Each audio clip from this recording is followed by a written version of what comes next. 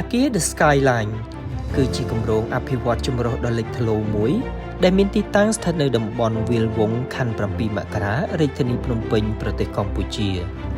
Akia The Skyline មានទីតាំងជាយុទ្ធសាស្ត្រស្ថិតនៅជិតទីតាំងសំខាន់ៗដូចជាវិមានសន្តិភាព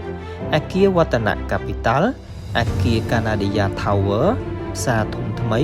និងផ្សារទំនើប Olympia ដែលបានផ្ដល់ភាពងាយស្រួលដល់ប្រជាពលរដ្ឋនៅក្នុងការធ្វើអាជីវកម្មទិញទំនិញនិងកន្លែងកម្សាន្ត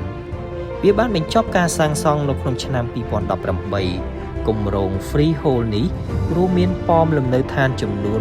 29ជាន់ចំនួន2ចំណតរថយន្ត6ជាន់មជ្ឈមណ្ឌលពាណិជ្ជកម្ម3ជាន់ដែលទាំងអស់សរុបចំនួន39ជាន់ដែលស្មើនឹងកម្ពស់133ម៉ែត្រឬស្មើនឹង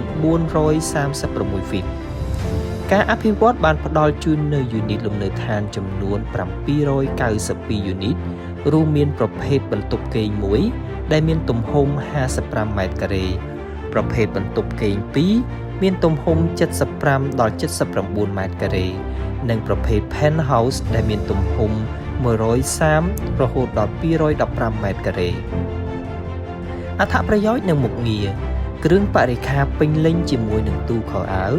ទូផ្ទះបាយម៉ាស៊ីនត្រជាក់និងម៉ាស៊ីនទឹកក្តៅគ្រឿងបរិក្ខាររួមមានអាងហែលទឹកនិងកន្លែងហាត់ប្រាណនៅលើដំបូលអាគារសន្តិសុខ24ម៉ោងក្នុងមួយថ្ងៃ7ថ្ងៃក្នុងមួយសប្តាហ៍ការឃ្លាំមើលវីដេអូសុវត្ថិភាពនិងប្រព័ន្ធសុវត្ថិភាពអគ្គិភ័យ The Skyline បានផ្ដល់ឱកាសវិនិយោគដ៏គួរឲ្យទាក់ទាញនៅក្នុងសង្កាត់ពាណិជ្ជកម្មកណ្ដាលនៃទីក្រុងភ្នំពេញ